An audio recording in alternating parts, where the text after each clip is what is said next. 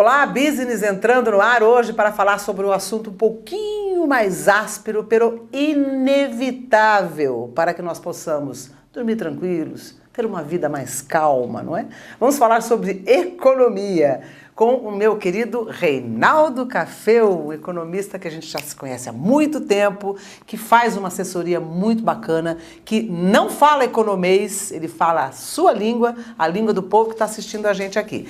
Caffeo, muito obrigada pela sua presença. Antes de falar, vamos dar aqui um pequeno currículo dessa fera. Caffeo é doutor pela Unesp de Botucatu, Lajeado, mestre em comunicação pela Unesp de Bauru, com dissertação sobre jornalismo econômico, especialista em engenharia econômica, professor universitário em graduação e também pós-graduação em economia e finanças, delegado do Conselho Regional de Economia, vice-presidente da Associação Comercial, diretor executivo do Grupo Nutri Saúde, comentarista da 94 FM, aliás, eu ouço todos os dias, um beijo pro meu querido Paulo Sérgio Tizoco, e articulista do jornal da cidade de Bauru. Tem tempinho para namorar, de vez em quando? Na verdade, o currículo que é? Na verdade, é um resultado de tudo que você faz. E como nós somos do século passado, nós tudo isso foi feito ao longo desses anos. E, naturalmente, eu às vezes até não gosto muito que fale o currículo, mas eu conheço gente e até compartilho um pouco dessa situação de que são as conquistas, né? Porque são os marcos da sua vida, né? O seu currículo, é o que você estuda.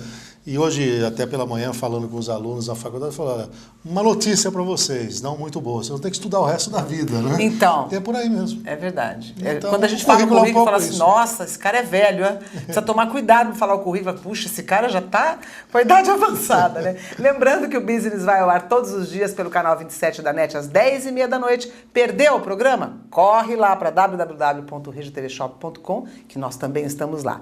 Caffeo, vamos lá então, ó. Nós estamos numa época meio diferente aí, manifestações acontecendo, por conta disso as pessoas acabam se inteirando um pouco mais dos assuntos, inclusive economia. Então vamos lá, PIBinho lá embaixo, né? O PIB que era a expectativa de 2,28 já está para 2,24, inflação em alta, diminuição do consumo, o dólar insuportavelmente em 2,30, 2 e pouco. O que isso significa na mesa da Dona Maria que está assistindo a gente ali agora? Como é que funciona essa malha toda aí? Dá uma geral para a gente. Para a pessoa que está em casa, para cada um de nós, é um alerta. Está dizendo, ó, você tem que ter uma cautela. Vamos pensar na inflação. Inflação de alimentos nos últimos 12 meses bateu a casa de 14%. Há agora uma trégua, né? Quem vai no mercado, como eu, como você, já percebeu que o tomate já não está valendo mais R$ 4,60, já encontra por R$ 1,95. Alguns alimentos já estão em promoção. Agora, a bola da vez é o trigo, né? Porque o Brasil não tem suficiência de trigo, importa, o dólar subiu, e aí é outra consequência. O que o dólar tem a ver comigo? O Brasil importa uma série de produtos. Tanto é verdade que o governo, na semana passada, anunciou a desoneração fiscal de 100 produtos importados para tentar diminuir o preço. E lá na tua casa, quem mais tem problema? Bom, a inflação vem subindo, a inflação do alimento foi alta. E a tua renda? A renda não acompanhou. As categorias estão conseguindo ter um reajuste salarial de 7%, 8%. Então, se ao longo de um ano, para comer, você gasta 14%, a conta não fecha. Mas é só isso? O tal do PIBinho que você falou, qual é a consequência dele? Explica primeiro o que é o PIB. O PIB, né? É a medida da riqueza de um país. Tá, o que o país produz? Vamos imaginar que fosse uma empresa. A empresa ela tem uma produção. Quanto ela fatura no mês? R$100 mil. Isso seria então a geração de riqueza dessa empresa. Olha que você soma a geração de riqueza de todas as empresas no país, que é uma maneira de medir o PIB, você dá a produção do país. Qual que é o grande desafio? Que a produção do país num determinado ano cresça mais do que o crescimento da população. Então, se a população crescer 1%, o PIB deveria crescer 4%, 5%.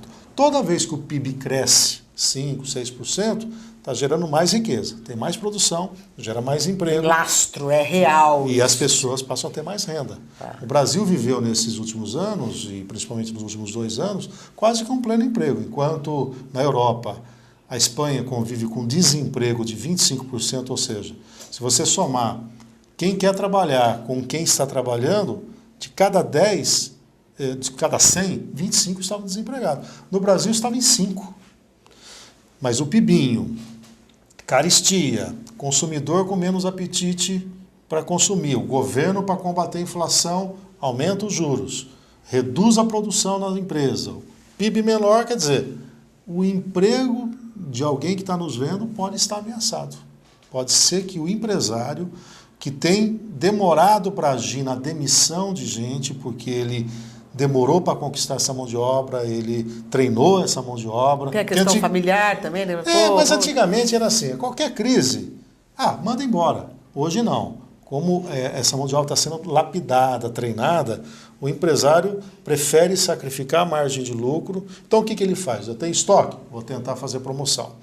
Eu tenho produtos em excesso, tenho uma gordurinha na mão de obra, corto hora extra. Até que chega uma hora que ele fala assim, não tem jeito, minhas contas não vão fechar. Então o PIBinho, quer dizer, a geração baixa de riqueza, pode, no extremo, levar uma pessoa que está nos vendo ao desemprego. Ou seja, o desemprego que está em 5% aumenta para 5,8%, já aumentou, pode bater 6%, daqui a pouco bate 6,5%. Esse é o pior cenário. É o pior cenário que o atual momento econômico pode trazer. Por quê? Com a inflação alta, você dá uma driblada. Eu ia comer carne de primeira, eu como carne de segunda, eu substituo por frango. O tomate está caro, não como mais tomate. Claro. A alface está cara, outra hortaliça. Enfim, eu me viro. Agora, quando isso chega no emprego, aí a pessoa fica sem renda. Claro. Esse é o pior dos mundos. Então, seria uma combinação muito perversa para a economia brasileira, baixo crescimento, com alta inflação, crescimento de desemprego. Não está acontecendo isso. Então, essa seria até a minha... O negócio está feio do jeito que estão pintando, ou menos? Existem problemas setoriais. Por exemplo, a indústria automotiva, que é o carro-chefe de um grande segmento da sociedade. Essa indústria já está com estoques elevados. O que ela optou? Vai dispensar? Não. Vai diminuir a produção. Como? Trabalha 4 horas, paralisa 2. Mantém a mão de obra lá sem produzir. Para quê? Não adianta você produzir carro e deixar no pátio. Se tem muito carro no pátio, eu tenho que dar um jeito de promover. Qual é a boa notícia para o consumidor que tem um pouquinho de grana? Vai surgir uma promoção de carro daqui a pouco, porque eu tenho que desovar. Só que aquele negócio, se a indústria automotiva dá uma paralisada, diminui a jornada, daqui a pouco dispensa, produz menos, quem que paga isso? Além de nós. Quem fornece pneu para ela, quem fornece aço, quem fornece a direção, quem fornece o acabamento. Quer dizer, você vai numa grande cadeia para trás. Só para citar o setor automotivo. O que vem segurando? Construção civil. Construção civil é uma grande indústria. Então você movimenta a fábrica, o revendedor. Isso por quê? Porque o governo continua oferecendo crédito. Então, objetivamente, ainda não contaminou a economia. Mas por que há uma paralisação em alguns setores?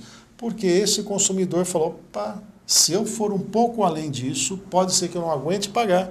E se vier o desemprego, eu me complico ainda mais. Então eu cheguei num limite de endividamento. E isso cria um ciclo negativo. Porque se o consumidor perde apetite, a empresa tenta vender, não consegue vender, vem naquele efeito que eu acabei de falar. Daqui a pouco vai mexer nesse emprego. Mas a alimentação ainda é o grande vilão da inflação, não? É? Já foi. Eu acho um absurdo que se gasta em supermercado. Já foi. Hoje, né? Ele teve um ciclo de alta, como eu disse, nos últimos 12 meses, na média. Isso que tem que ficar claro também, porque muita gente fala... Eu encontro, às vezes, algumas senhorinhas lá no supermercado, né? Eu faço questão de fazer compra lá para casa, até para acompanhar os preços, eu vou lá com alguma frequência. Seu café. Seu café. Eu ouço você na rádio, mas cebola subiu 100% e o governo fala que a inflação é 1%. Eu falo para ela, a senhora tem razão e o governo tem razão. Porque a inflação, o que é? É uma média de mais de 450 preços. Mas não é uma média aritmética. Eu somo 10% com 20, deu 30, divido por 2 a 15. Não. Vamos pegar o caso da cebola. Por exemplo, na tua casa você consome quanto de cebola? Umas 4 cebolas por dia. Por dia? É. Turquinha. Não, mas você não sabe quem que mora lá pra você falar isso. Bom. Eu tenho 3 filhos. 3 filhos. Então tá bom. Eu peguei um exemplo aqui extremado. Não, 3 caras que lutam. Você sabe o que é isso? Eles comem demais. Vamos pegar um exemplo da minha casa. Somos 3 lá em casa, a gente consome talvez umas 4 cebolas por semana. Ave Maria. Por semana. Vamos lá, vamos dizer que no extremo eu consumo 1 quilo de cebola. 1 quilo de cebola vai dar R$ 1,67, R$ 1. Então isso quer dizer que se a cebola, vamos falar que é R$ 2, até para facilitar a conta. Se a cebola dobrar de preço, a família vai gastar R$ 4. Aí você pergunta, eu pergunto a você, quanto pesa R$ 4 no orçamento de uma família que ganha R$ 1.000, R$ 2.000? Isso aqui. Mas de 4 em 4? Eu sei, o que eu quero dizer é que o peso da cebola, do 100% de aumento, não é ela a causadora da inflação. Sim.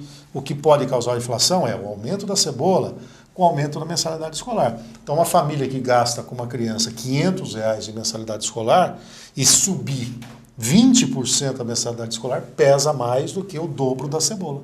É o que a gente chama de média ponderada. E as pessoas não conseguem entender isso. Então, com os 450 produtos, o cigarro está com o preço parado. Não gerou inflação. O etanol em Bauru, que era 1,59, caiu para 1,49, vai medir a inflação? Caiu a inflação do etanol. Mas a cebola subiu 100%. E um pelo outro? Vai dar o 1% que o governo divulga, 0,8%. É isso, essa é a mecânica. Então, nesses últimos 12 meses, quem deu o tom da inflação no Brasil foi o setor de alimento. Só que isso tem um limite. E o limite é a própria renda da pessoa. Porque a hora que eu vou no mercado e falo não àquele preço que está mais alto, o dono do supermercado vai chegar para o vendedor dele e falar, eu não consigo mais, não vou comprar mais de você, porque está sobrando o produto aqui, aí o preço cai. Só que aí é substituído por outras pressões. No caso do dólar, que você acabou de mencionar há pouco, vem uma série de produtos importados que são, né, nós não temos autossuficiência. Então, um carro, por exemplo, ele deve ter lá uns 30 países que fornecem produto no mundo todo. Eles, 40% de imposto, né? E por isso que eles chamam de montadora. Ele monta o carro Só aqui. monta. Então, se esse produto com R$ 2 eu comprava esse produto, agora precisa de R$ 2,30, esses 30 centavos é aumento de custo.